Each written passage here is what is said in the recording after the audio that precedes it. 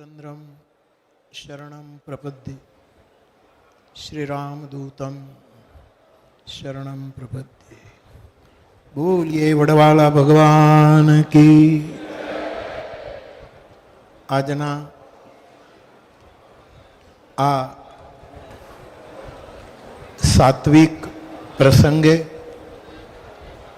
अपनी वच्चे आपने आशीर्वाद आपवा माटे विराजित जगतगुरु भगवान रामानंदाचार्य जी, आपना चरणों में मारा प्रणाम। अपनी शारदा पीठ द्वारका पीठ ना जगतगुरु आचार्य अपनी वच्चे अत्यारे नथी, ए झारखंड में छे, परंतु एमना प्रतिनिधि रूपे पूज्यश्री आव्या छे, एमने मारा प्रणाम। जगन्नाथ मंदिर अमदावाद थी पधारेला सरल मूर्ति जगतगुरु पूज्यपाद दिलीपदास जी बापू, निर्मोही अखाड़ा ना मुख्य पुरुष पूज्यपाद राजेंद्रदास जी बापू अने मंच पर विराजित सौ मारा पूज्य चरणों, आप सौना चरण में प्रणाम करो छो। शीतल गौशाला नु लोकार्पण थयुं अने साथे साथे पूज्यपाद महामंडलेश्वर कनीराम बापू एमना एक प्रतिनिधि रूपे लघु महंत ने गादी पर बेसाड़े छे। अने आ केवो चमत्कार छे कि જ્યારે कोई महापुरुष लघु ने गादी आपे त्यारे थोड़ी ज मिनिटों में ये कितना महान थई जता होय छे। लघु महंतनी स्थापना थई अने पूज्य कनीराम बापूनी हृदयनी अनिच्छा होवा छतां एमणे जे रीते मारी पासे वात करी एमां हूँ एनुं हृदय वाँची शकतो हतो कि बापू जगतगुरु पदने योग्य नथी, एमां एनुं हृदय बोलतुं हतुं। परंतु रामायण में एम लख्युं छे कि कोई पण आध्यात्मिक निर्णय लेवो होय तो एमां सौ प्रथम करहु साधु मत, साधुओनो मत शुं छे ए निर्णय आपे छे। आटला जगतगुरुओ, आटला संतो, आटला महापुरुषो ज्यारे एक अवाजे बापूने आ पद स्वीकारवानी विनंती करे छे त्यारे एमनी जरा पण इच्छा न होवा छतां हूँ बराबर समझू छूँ आ बापू ने कि जरा पण बापू एक वस्तु है, भणेला गणेला माणसों में विद्वता होय छे पण निर्दोषता नहीं होती। अने जे भण्या नहीं छतांय आवी पीठ पर बेसीने लोकोनी साथे रहीने सतत सेवा यज्ञों करे छे एवा साधु पासे कदाच विद्वता न पण होय पण निर्दोषता परिपूर्ण छे। एवी एक निर्दोष व्यक्ति जगतगुरुनी पदवी कई प्रक्रिया है, कई प्रोसेस है, ये तो आचार्यों जाने।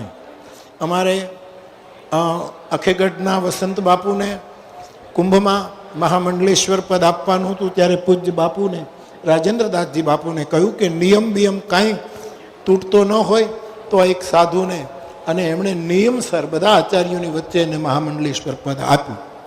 पछी पाळियादथी पधार्या पूजनी बा निर्मला बा ने महामंडलेश्वर पद धामधूमथी अपायुं। पछी एमना आश्रम में रामपरा में घणा साधु संतों ने महंतों ने पण ये जे नियम होय ते ए प्रमाणे एमणे कर्युं। एटले जगतगुरु पद उपर अभिषेक करवानो नियम शुं छे मने खबर नथी, परंतु बधा नियमों उपर साधुनो मत होय छे। अने तेथी आटला संतोए अने आचार्योनी उपस्थिति में बापू ने विनय कर्यो अने बापू पोते बोल्या पण खरा कि भाई हूँ आमां लायक नथी, पण बापू वडलानी वडवाईओ पण एटली ज पूजनीय होय छे। वडवाळो देव षष्ठ पीठाधीश्वर अने आटलो वडलो एटले शुं आपणे त्यां सनातन धर्मनुं प्रतीक छे वडलो वटवृक्ष ए। अने आप ए वडलानी वडवाई छो। એ વડવાએ આખો આ સમાજ કેટલો સુરક્ષિત છે, કેટલો સેવામાં સાથ આપી રહ્યો છે. ત્યારે આપની અનિચ્છા હોવા છતાંય પણ આપને જ્યારે જગતગુરુ પદ આ મંચ આપે છે ત્યારે હું પણ અમારા જગતગુરુ ભગવાન કનીરામ બાપુને પ્રણામ કરું. આપ કોઈ પણ સત્કર્મ હોય, હું ના પાડું તો પણ તલગા જરડા આવે, જગુ બાપુ અને મોરબી બાપુ સાક્ષી છે, આવે અને મારી પાસે કહે કે તમારે આવવાનું, અને મને જે તારીખ અનુકૂળ હોય એ બાપુ ઉદારતાથી અનુકૂળ કરી આપે છે, એટલે હું આવું. પણ કદાચ બાપુ આપ ન આવો ને મને કહેવા, તો પણ દુધરેજનું આમંત્રણ હોય. કારણ કે મારી માં દુધરેજિયા કુટુંબની દીકરી છે. મારી માં સાવિત્રીમાં એ ભગવાનદાસ બાપુ દુધરેજિયા મૌલીમાં. અને આજે મને આનંદ છે કે એ માની તિથિ છે, આજે એ માની તિથિ છે, અને તેથી મારા મોસાળમાં આવ્યો છું. અને બાપુ જ્યારે મને આજ્ઞા કરે ત્યારે હું એ આજ્ઞાને આશીર્વાદ સમજીને આવતો હોઉં છું. તો આપને જગતગુરુ પદ થી સૌએ અભિષિક્ત કર્યા, અમારો રાજીપો આપે વધાર્યો, અને એક નિર્દોષ વ્યક્તિને આ પદ અપાઈ રહ્યું છે. વિદ્વતા ભલે ન હોય, વિદ્વતાની શું જરૂર છે?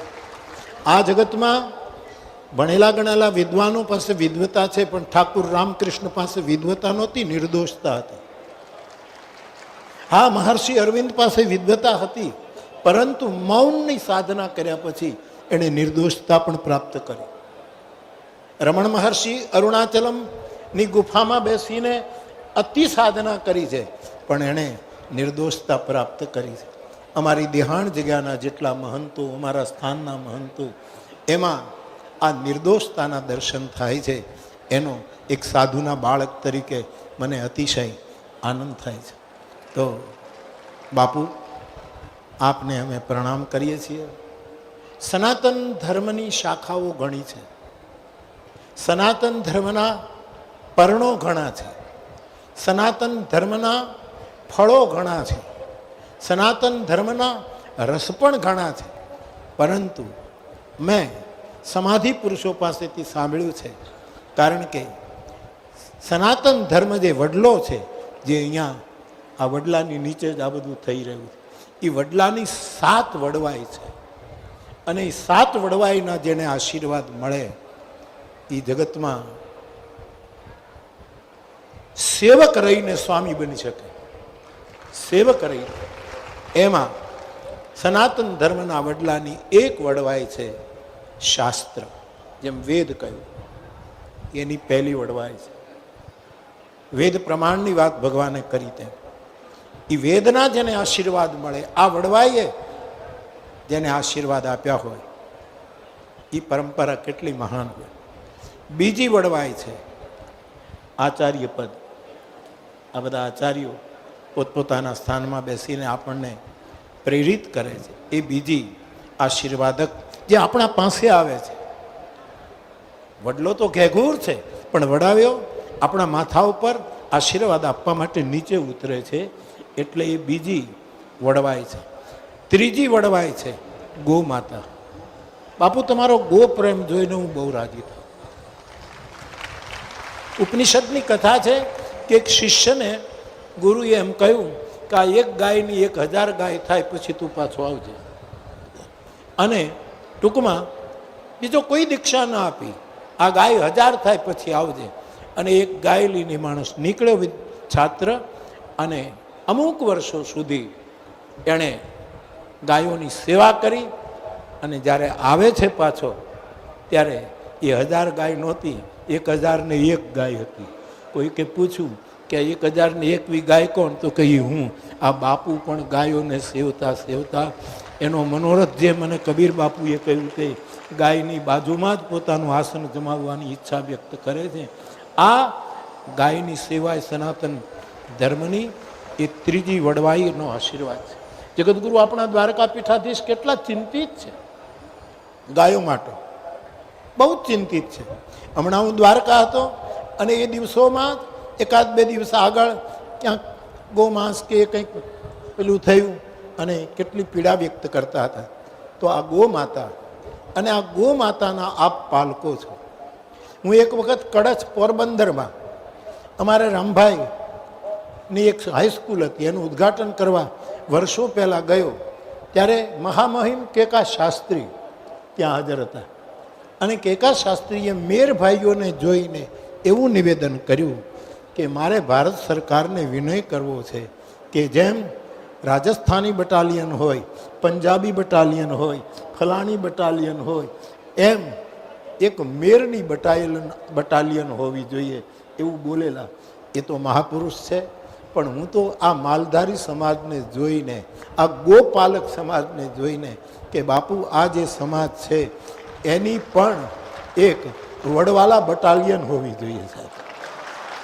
ખાલી લડવા માટે નહીં, લડવું તો પડે સંસ્કૃતિ માટે, ગાયો માટે, ધર્મ, પણ એ બટાલિયન લડવા માટે નહીં, રાષ્ટ્રને ઘડવા માટે. એવી કારણ કે ઘડવું અઘરું છે, લડવું બહુ સહેલું છે. ભગવાને જેમ કહ્યું તેમ અત્યારે આપણે 2 દિવસથી જોઈએ છીએ કે દુનિયામાં શું થઈ રહ્યું છે. લડવું બહુ સહેલું છે, ઘડવું કઠિન છે. મેં એક કવિ પાસેથી સાંભળેલું કે એક કુંભાર, એક પ્રજાપતિ, એક સર્જક 50 માટલા લઈ અને વેચતો હતો. એમાં એક માણસ આવ્યો, એમણે પૂછ્યું કે એક માટલાની કિંમત શું? તો કે રૂપિયો, કોઈ 2 રૂપિયા. અને કહ્યું કે હું 25 ખરીદી લઉં તો તું ફ્રી થઈ જાય, તું તો વેચવા જ બેઠો છે. ત્યારે પેલા કહ્યું ભલે. પેલા એ 25 માટલાના 50 રૂપિયા આપ્યા, એ જમાનાની વાત. અને એણે બધા ખરીદી લીધા, એક બાજુ મૂકી, અને ખરીદનારાએ એક એક પથ્થર લીધો અને એક એક માટલાને પાણો મારી અને માટલું ફોડે છે. બીજો પથ્થર માર્યો, બીજું ફોડ્યું, આમ 5 માટલાને ફોડી નાખ્યા. ત્યારે પેલો સર્જક હતો એનાથી રહેવાયું નહીં કે તારા 50 રૂપિયા પાછા લઈ લે, આ મેં એટલા માટે નથી ઘડ્યા કે તું એને ફોડી નાખે. આ મેં ઘડવાનું કામ વિશ્વની અંદર આ જગતને ફોડવા માટે સાધુ કોઈ કામ નથી કરતા. એના ઘડેલાને કોઈ ગોબો ન પડી જાય, એના ઘડેલામાં કોઈ છિદ્ર ન પાડે, એટલા માટે ને માણસે પૈસા આપે. તો આ સમાજ જે છે, અને મેં જોયું છે બાપુ કે આપની એક હાંક પડે. મેં તો અહીંયા કથા પણ ગાઈ બાપુની આશીર્વાદક છાયામાં, હું એનો સાક્ષી છું. આ માલધારી સમાજ, આ ગો સેવક સમાજ, તો ગાયના આશીર્વાદ બાપ એ સનાતન ધર્મની એક વડવાઈ છે. વેદ સનાતન ધર્મની વડવાઈ છે, શાસ્ત્ર વેદ બધું એની સાથે આવી. આ બધા આચાર્યો જે વૈદિક પરંપરાને લઈને આપણને જાગૃત કરે છે, એ પણ એક આશીર્વાદ વડવાય છે. ત્રીજી ગો માતા, બાપુનો ગો પ્રેમ અદ્ભુત છે, અદ્ભુત છે. એટલી સુંદર ગાયોને, અને આપણા બધા સ્થાનોમાં જ્યાં જ્યાં મેં ગાયોની સેવા જોઈ છે, એથી બહુ જ આનંદ થાય છે. તો ગાયના આશીર્વાદ એ આશીર્વાદક ત્રીજી વડવાય છે. ચોથી વડવાય આ જનતાના આશીર્વાદ. સમાજ જે સ્થાનની સાથે હશે, હું ઘણી વખત કહું છું કે ગામની બહાર ધર્મ સંસ્થા હોય, બહુ સારી રીતે ચાલતી હોય, પણ ગામની સાથેનો જો એનો સંપર્ક તૂટી જશે તો પછી ગામ લોકો ધાર્મિક નહીં થાય. એટલે ગામની સાથે સંપર્ક, જનતા એ ચોથી વડવાઈ છે, જેને તુલસીદાસજી લોકમત કહે છે કે વેદમતની સાથે લોકમત પણ એક આશીર્વાદ છે. તો આપણે અહીંયા રાજકીય આગેવાનો પણ, આપણા આદરણીય આગેવાનો પણ આવ્યા, એમણે પોતાની પ્રસન્નતા વ્યક્ત કરી. તો લોકમત, જનતાના પણ આશીર્વાદ એક બહુ જ મોટું કામ કરી શકે. એ ચોથું આગળનું વડવાય સમાજમાં વૃદ્ધો અને વૃક્ષોના આશીર્વાદ. જ્યાં વનીકરણ કરવાની વાત થઈ, સરકારે સ્વીકારી. અહીં બાપુ કેટલી સેવા કરી. મને તો એમ થાય કે બાપુ આ બધું કેમ કરી, પણ બાપુને જોઉં ત્યારે એમ લાગે કે આ અમારા મહાપુરુષ વ્યવસ્થાના પણ આદમી છે, એક પ્રકારની આસ્થાના પણ આદમી છે, અને એક પ્રકારની સ્થિતિ પણ એની છે, અવસ્થાના પણ. નહીંતર આ બધું કેમ કરી શકાય? થોડાક ભાઈ બહેનો ઊભા થઈને જમવા માટે અથવા તો કોઈ, અને બાપુની એક હાક પડી, ત્યાં બધા બેસી ગયા. આ આદેશ સત્તાનો આદેશ નથી. સત્તાનો આદેશ બહુ કોઈ સ્વીકારતું નથી. આ આદેશ સતનો આદેશ છે. આ સતનો આદેશ હતો. બાપુ બહુ બોલતા નથી, એમને બહુ વિનય કરીએ ત્યારે વડવાળા દેવ કી જય કરીને મૂકી દે. પણ આજે એના હૃદયની વાત એને કહેવી હતી કે હું જગતગુરુ પદને લાયક નથી, એટલે ઘણું બોલ્યા.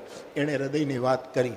પરંતુ આપનું એક સત વચન આ જનતા જે પાળે છે, આને જરૂર પડે ત્યારે લડવાનું, પણ રાષ્ટ્રને ઘડવા માટે, સનાતન ધર્મની સેવા માટે આપ જે ઘડી રહ્યા છો, એ માટે એક રામાયણના ગાયક તરીકે હું આપને પ્રણામ કરું છું. આ જનતાના આશીર્વાદ. ત્યાર પછી જેણે સમાજને રોટલો આપ્યો હોય, પછી એ નાનું સ્થાન હોય કે મોટું સ્થાન હોય, જેણે રોટલો આપ્યો. સાહેબ, મારી વિનંતી કબીર સાહેબના સૂત્રોને મારા શબ્દોમાં નાખીને કહું તો એ કે આપણને ભૂખ લાગે ત્યારે હરિહરનું નામ લેવું એ આપણો આહાર છે. જેને સદાય ભજનનો આહાર, અને લોકોને ભૂખ લાગે ત્યારે હરિહરનો હાથ પારવો, આ બે વસ્તુ. કબીર કહે કમાલ કુ દો ભાતા. આ સ્થાનોએ આ કર્યું, પોતે ભજન કરીને સમાજને હરિહર કરાવ્યું. એટલે કે જ્યાં રોટલો અપાય છે, એ રોટલાના બહુ જ મોટા આશીર્વાદ એક વડવાય છે. અને છેલ્લે એક વડવાય એ છે, અને તે આ બધું જ કરતાં કરતાં સાધક પોતાની આત્મખોજ કરે, પોતાનું નીચપણું ન ભૂલાઈ જાય, પોતાની મૌલિકતા વિશે. કારણ કે લોકમાન્ય તો આપણને ભૂલાવી દેશે. તો બાપુ તો ધન્ય છે. મેં ના પાડી કે તમે મને પત્રિકા આપવા નહીં આવશો, હું પહોંચી જઈશ. તો એ સુરત હતા, ત્યાંથી બસમાં આવ્યા, ક્યાંક ઉતર્યા, સ્નાન સંધ્યા કરી અને પાછા પહોંચ્યા. ત્યારે મારે આપને એટલું જ કહેવું છે કે આવા સાધુ જે કંઈ સત, આમાં મને ખબર નથી, બાપુ મને કહેતા હતા કે આ દાતાએ આટલી સેવા કરી છે, આ દાતાએ આટલી સેવા કરી છે. હું તો એટલું જ કહીશ કે સાધુના સેવાવ્રત અને સ્મરણના યજ્ઞમાં આપ જેટલું આહુતિ આપશો એટલી ઓછી છે. અને આપ સૌ એ કરી રહ્યા છો, એ માટે સાધુના આશીર્વાદના આપ પાત્ર છો. બાપુએ રામચરિતમાનસનો દોહો શારદા પીઠે કહ્યો, વિપ્રધેયનું સુર સંત હિત લીન મનુજ અવતાર. બ્રાહ્મણોના આશીર્વાદ. આપણે ત્યાં ગો બ્રાહ્મણ પ્રતિપાલ કહેવાતા, એમાં બ્રાહ્મણના આશીર્વાદ. એ પણ એક વડવાય છે. ભગવાનનો અવતાર બ્રાહ્મણત્વ માટે થયો, અને બીજા સ્થાને લખ્યું છે ગાયો માટે થયું. એવી ગાય માતાની સેવા માટે આપ સમર્પિત છો. ત્યારે બાપુ, આપનો આ પ્રસંગ, આપના આટલા મોટા આશ્રિતો આપનો એક બોલ પાળીને, કારણ કે એ બોલમાં સત્ય છે, એ બોલમાં આ બધાના તરફનો તમારો પ્રેમ અને વાત. આ છોકરાઓને તૈયાર કરે છે આટલા આટલા આટલા આટલા. બાપુ જ્યાં જાય ત્યાં એની પાછળ બાળક જતા હોય, મોટા માણસને મળે ને પાછું ઓલા બાળકનું ધ્યાન રાખે. આ જે બેલેન્સ કરો છો આપ, આજે આ કરી રહ્યા છો, એટલે આપના આદેશમાં પ્રેમ પણ છે, અને આપની આંખોમાં આ સમાજ ઉત્થાન પામે, સનાતન ધર્મની સેવામાં સમર્પિત થાય, એવી એક કરુણા પણ અમને દેખાય છે. શરત એટલી કે રામચરિતમાનસમાં એમ લખ્યું છે, મારે તો પ્રમાણ ત્યાં જ ગોતવું પડે રામાયણ પાસે કે એ શું કહે. ત્યારે એમાં લખ્યું છે કે જે સતનું આચરણ કરશે, નિર્દોષ પ્રેમ કરશે અને દંભ મુક્ત સમાજ ઉપર કરુણા કરશે, એને આટલી મુશ્કેલીઓ આવશે. તનય ધામ ધન ધરની. તુલસીદાસજી કહે સત્યનું આચરણ કરશે, એને આ 6 વસ્તુ સમય આવે તણખલાની જેમ છોડવી પડે તો છોડી દેવાની તૈયારી રાખવી પડશે. જે સતને માર્ગ ચાલશે. એવું કઈ અંબા બોલ્યા છે દશરથજીને વ્યંગ કરતા કરતા કે તમે તો સત્યવાદી છો, અને તમે અત્યારે રોવા બેઠા છો. જ્યારે મેં રામને ભરત માટે ગાદી માંગી ત્યારે તુલસીદાસજી આ સૂત્રપાત કરે કે સત્યની વાત કરે એને આટલી વસ્તુનો ત્યાગ કરવા, તણખલાની જેમ ત્યાગ કરવા, તનું શરીર છોડવાની તૈયારી હોવી જોઈએ. અને અમારા રામાયણમાં સત્ય માટે દશરથજીએ શરીર છોડી દીધું.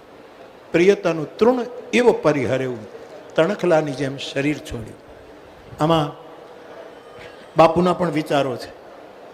તિકમદાસજી બાપુ રામાયણના એક સમર્થ મહાપુરુષ, એના પણ મને જ્યારે જ્યારે એમના વંદન કરવાનો અવસર મળ્યો એના વિચારો પણ મને સ્મરણમાં આવે. તો શરીર છોડવું પડે તો છોડવું પડે. તનય પોતાના આશ્રિતો, ગૃહસ્થ હોય તો સંતાન, વિરક્તો હોય તો એનો શિષ્ય સમજ, એને કદાચ છોડવા પડે તો છોડી દે જો સત્યનો માર્ગ લે છે. તનુ તેય ગૃહસ્થ હોય તો એણે, દશરથજી તો ગૃહસ્થ છે એટલે કહે છે કે સ્ત્રીને પણ છોડવી પડશે, પત્નીને પણ છોડવી પડે.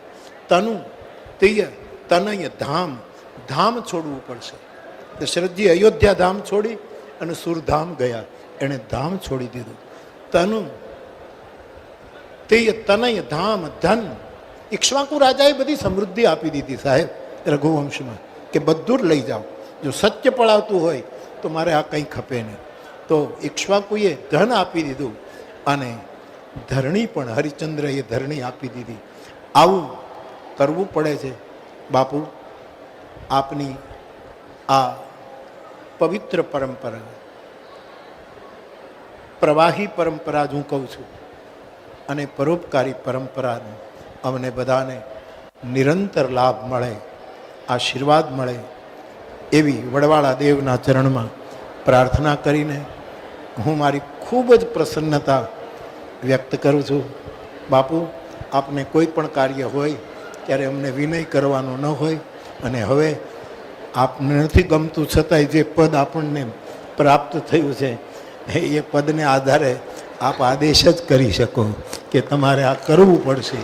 એવા મંગલ પ્રસંગે મંચ પર બેઠેલા સૌ પૂજ્ય ચરણોને પ્રણામ કરીને, આપને પ્રણામ કરીને, આપના આ સેવક સમુદાયને ખૂબ ખૂબ વડવાળા દેવના આશીર્વાદ.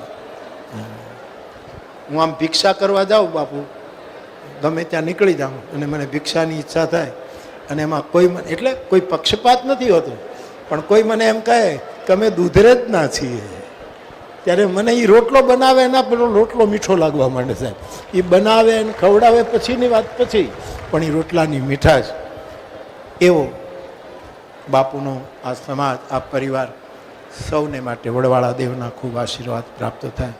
વિશેષ કંઈ નહીં કહેતા, જગતગુરુ ભગવાનના આશીર્વાદ સાંભળીને પછી અવિવેક તો થશે, પણ મારે હજી 2:30 વાગે રાજકોટની એક સભામાં પહોંચવાનું છે, એટલે ભગવાનના આશીર્વાદ સાંભળ્યા પછી અવિવેકને ક્ષમા કરજો. આપ સૌથી વિદાય. સર્વે ભવંતુ સુખિનઃ, સર્વે સંતુ નિરામયાઃ, સર્વે ભદ્રાણિ પશ્યન્તુ મા કશ્ચિત દુઃખ ભાગ્યત. સૌને પ્રણામ. જય સિયારામ.